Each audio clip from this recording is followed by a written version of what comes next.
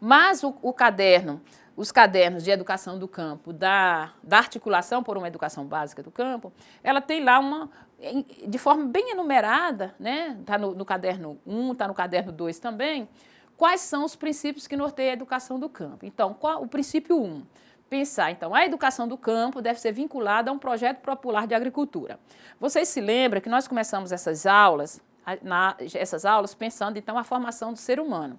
A segunda aula, nós discutimos modelos de desenvolvimento do campo, modelos de desenvolvimento da agricultura. Vocês vão se lembrar que a gente discutiu a questão do agronegócio, as características deles e tal. Por quê? Porque para a educação do campo, a educação não se descola do modelo de desenvolvimento ou do projeto de agricultura que a gente almeja, de que a gente pensa, né?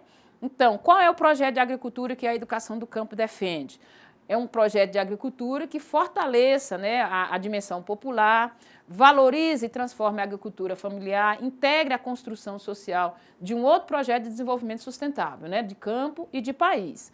Então, o primeiro princípio que norteia a educação do campo é pensar justamente isso. A educação do campo não se desvincula do projeto de desenvolvimento da agricultura. E ela deve ser vinculada a esse projeto popular de agricultura. Não é o projeto do agronegócio, não é o projeto que quer um campo vazio, que é um campo baseado no latifúndio, que é um campo baseado na monocultura, que é um campo baseado na utilização abusiva de agrotóxico, ou seja, o projeto popular de agricultura que nós falamos, então, é um projeto de agricultura que socializa a terra, é um projeto de agricultura que trabalha com agroecologia, é um projeto de agricultura que tenha escolas no campo, é um projeto de agricultura que respeite a cultura dos trabalhadores do campo. Então, é outro projeto de agricultura, é outra matriz que nós chamamos, outra matriz produtiva, que trabalha na perspectiva da soberania alimentar, da produção de alimentos sem agrotóxico, livre de agrotóxico, para alimentar não só os camponeses, mas alimentar toda a sociedade brasileira.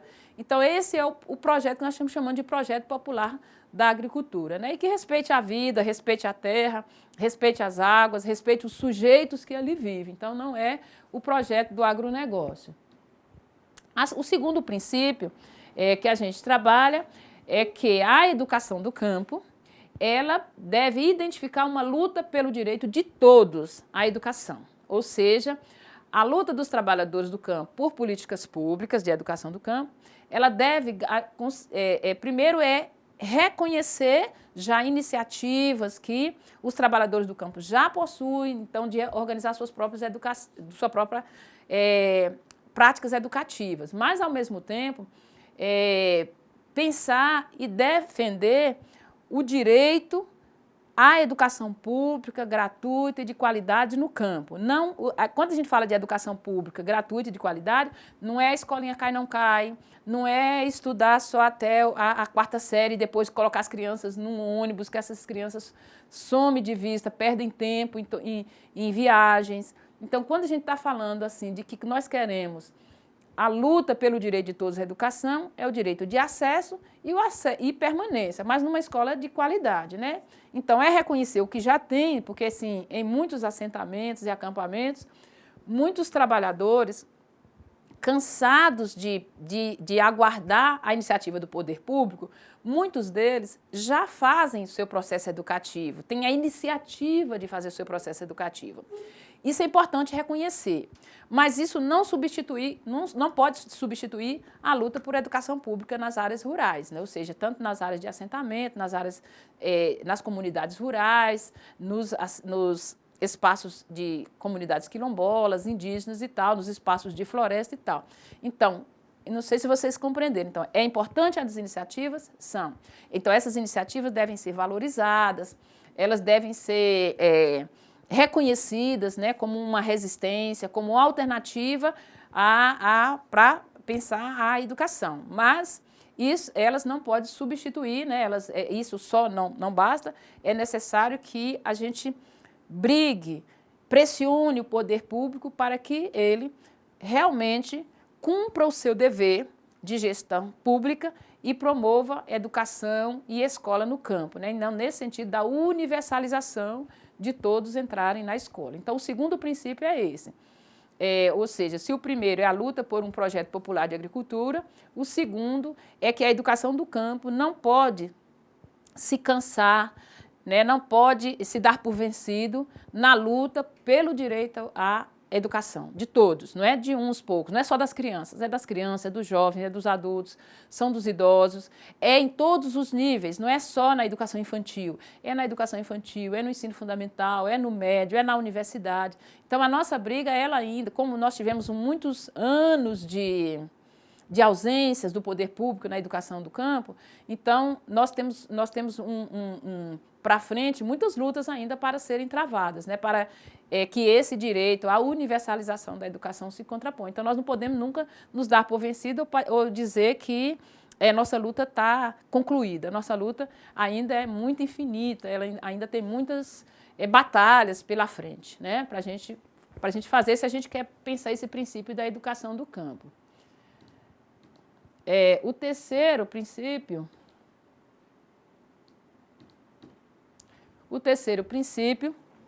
é pensar a educação do campo considerando que os sujeitos da educação do campo são os sujeitos do campo, né? É importante a gente lembrar que é uma autora, uma das intelectuais referências na educação do campo, a professora Roseli Caldarte, ela coloca que os sujeitos do campo eles teimam em construir outra lógica de desenvolvimento no campo, eles buscam romper essa concepção que foi imprimida nele, que é a concepção da submissão, a condição de submissão, de desumanização, né, que os trabalhadores do campo foram submetidos ao longo de suas histórias no Brasil inteiro. Então, quando a gente pensa a educação do campo ela é prioritariamente pensada para quem é sujeito do campo. E quem é sujeito do campo hoje, né?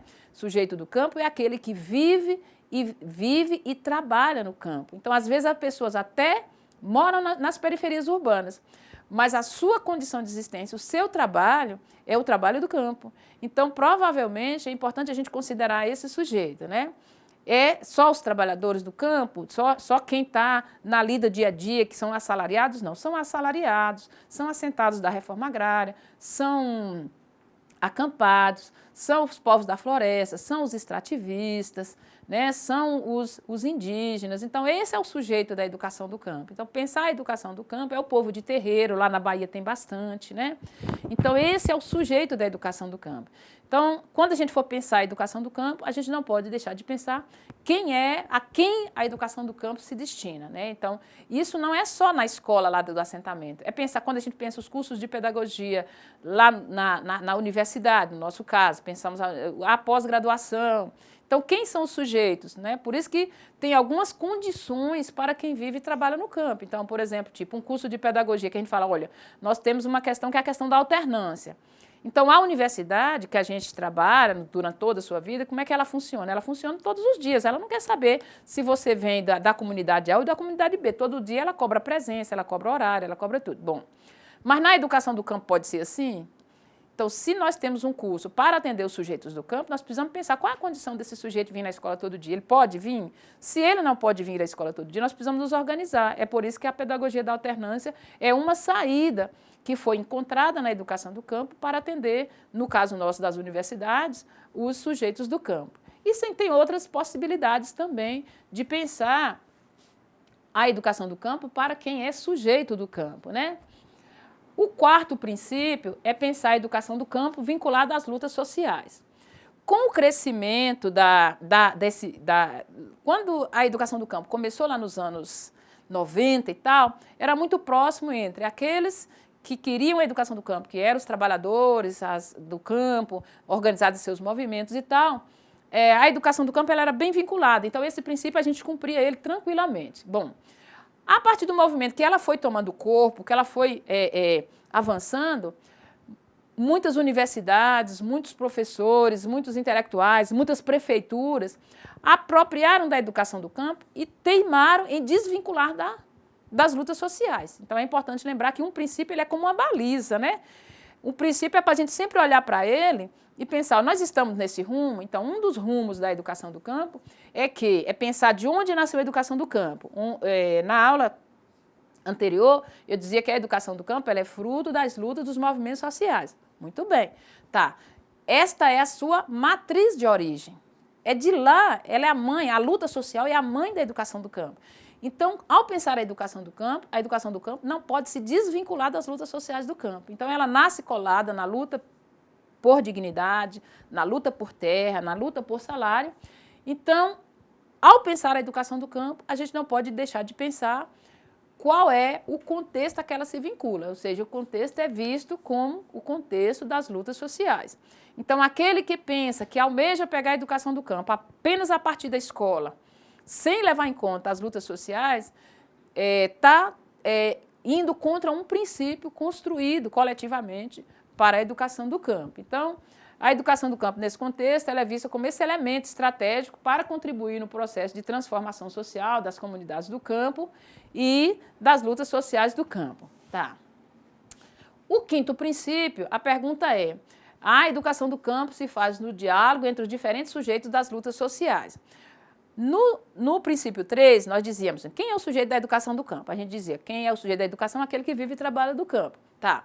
Mas há no campo muita diversidade, né, de sujeitos do campo, né? Você vai pensar. Tá, mas tem lá muitas especificidades, mas tem algo em comum, que é o fato de ter sido excluído do direito à escola, né? Então, se nós temos especificidades e temos algo em comum, o quinto princípio assegura que a gente tem que fazer a educação do campo no diálogo entre os diferentes sujeitos das lutas sociais. Quem são esses sujeitos? Os pequenos agricultores, às vezes, têm pautas que não estão na pauta dos quilombolas. Às vezes, os assentados têm pautas que não estão na pauta dos meeiros, os boias frias, os sem terra, entre outros. Então, o pessoal de terreiro tem pautas que às vezes não está. Então, ele tem pautas diferentes, mas tem pautas comuns. Por exemplo, tipo, uma pauta comum, o que é? A questão da terra. A questão da terra é central para todos esses sujeitos do campo. A questão da escola é central para todo mundo. Agora, o conteúdo da escola, às vezes, ele se altera. Mas isso não pode, o fato da gente ter especificidade, do boia fria ter especificidade do assentado, do quilombola, do pequeno agricultor, não pode ser motivo de divisão. Então, é pensar assim, então é preciso que esses diferentes sujeitos dialoguem para organizar os processos educativos, né? Então, observando, não deixando de respeitar a especificidade, mas também não deixar com que a especificidade seja motivo de divisão. Ao contrário, essa especificidade tem que levar esses sujeitos do campo ao diálogo, né? Então, às vezes tem lutas diferentes, demandas diferentes, mas é preciso estar atento a essas diferenças, mas ao mesmo tempo não deixar de encontrar rumos comuns, pautas comuns. Então, esse princípio, ele chama a atenção nossa para essa dimensão, né, de não deixar as diferenças específicas, ser motivo da divisão dos principais sujeitos do campo, né, aqueles que comumente foram explorados, na sua essência, foram explorados. Bom, o sexto princípio assegura que a educação do campo inclui a luta pela construção de escolas no campo. Por que esse princípio aparece lá nos anos 90? Esse princípio aparece por conta daquela realidade que a gente colocou ontem dos dados, né, que apareceu bastante, foi muito denunciado, que no campo não tem escola, as escolas que tinham, muitas delas eram casas velhas, armengadas, abandonadas. Então, as escolas do campo são muito precárias, né? Então, a luta da educação do campo é pensar também a luta pela construção de escolas. É aquilo que a gente colocou anteriormente. Às vezes, a gente tem iniciativa de fazer a escola embaixo do barraco, de fazer a escola embaixo da árvore, de fazer a escola às vezes na fazenda abandonada e tal, mas isso não pode, a gente não pode se encerrar aí, ou seja, a gente tem que continuar a luta pela construção de escola, e construção de escolas decentes, escolas amplas, escolas que têm espaços, escolas que as crianças possam se sentir bem, né? Estudar no campo não pode ser um motivo de sofrimento, né, para as crianças. As crianças têm que chegar no espaço, o espaço da escola, que nós falamos da infraestrutura mesmo, do espaço físico, ele precisa estar bem naquele lugar, né? A professora precisa estar bem, os assentados, os trabalhadores que ali visitam precisam estar bem, precisa ser ampla, precisa ter árvores, precisa ser bonita, né? Precisamos pensar a dimensão da estética na escola. Então, uma escola agradável, ela é bom para todo mundo, né? Por isso que o movimento por uma educação do campo, a nossa defesa é a construção de escolas no campo, né? E não a armengação de casas velhas abandonadas e tal. E também não essa defesa de que, porque está no campo, qualquer coisa serve. Não.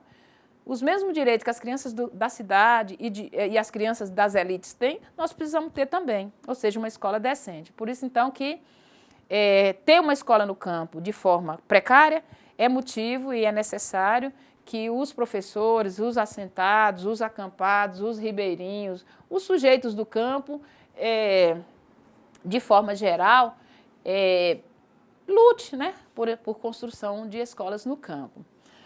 O 7º princípio é pensar a relação entre educação e produção da vida no campo. Não sei se vocês se lembram, mas quando a gente começou as nossas aulas de educação do campo, nós começamos por um conceito, por uma atividade fundante do ser humano. Que atividade era essa? Atividade de trabalho. Lembram disso?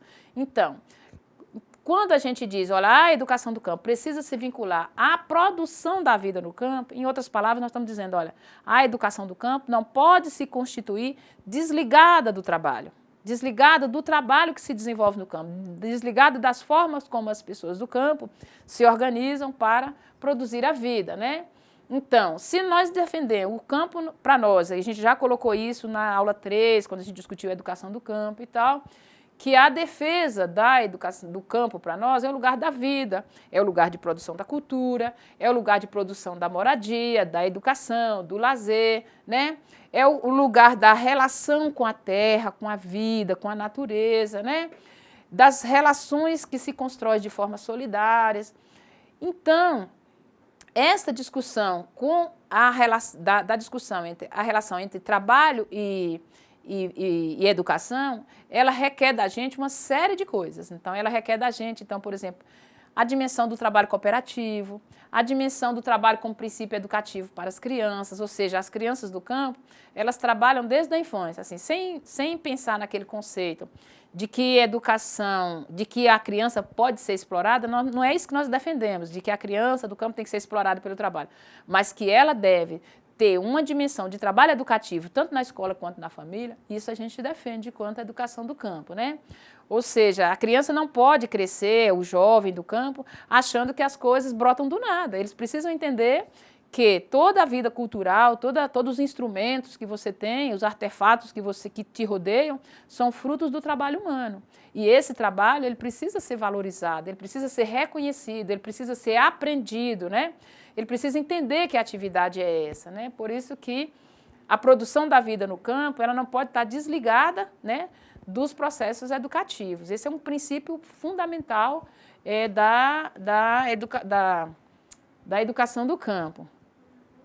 E o 8º princípio, a gente trabalha com os processos de gestão, né? Então, pensando nos processos de gestão, a educação do campo defende, então, que a gestão da escola, e isso está assegurado também nas diretrizes operacionais, que a gente vai discutir na próxima aula, tá? A gestão da escola do campo, ela precisa ter uma direção coletiva, então não vale aquela escola que a diretora é tudo, ela manda, desmanda, ela tem a chave, ela decide que dia a escola abre, ela decide o currículo, ela decide quem entra, quem sai, ela decide se bota uma bandeira do movimento social, ela decide tudo. Então, a escola do campo precisa pensar nessa dimensão da direção coletiva, é necessário que incentive a auto-organização dos estudantes, para que eles possam ser arquitetos de seu próprio destino, aprendam os processos coletivos, né? É necessário que os professores do campo criem os seus coletivos pedagógicos e tal.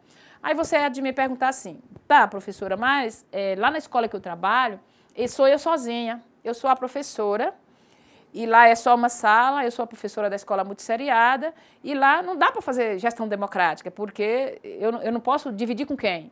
Aí eu vou dizer para você, você vai dividir com a direção da escola, com os estudantes, com a família, com os pais, você vai dividir com os coletivos pedagógicos, é claro, respeitando as especificidades e as tarefas de cada um.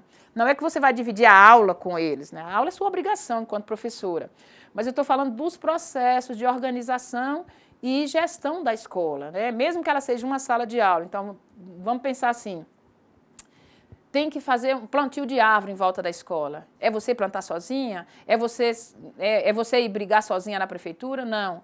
principalmente quem trabalha sozinho na escola, que só tem uma sala, ou que só tem 2 salas e tal, esse professor é o que mais precisa da gestão coletiva. E quando nós estamos falando de gestão coletiva, que nós não estamos falando de botar um diretor, um secretário, uma coisa que não, nós estamos dizendo que você tem que partilhar, né, com os sujeitos, né, os estudantes e as famílias e outros professores, se houver funcionários e tal.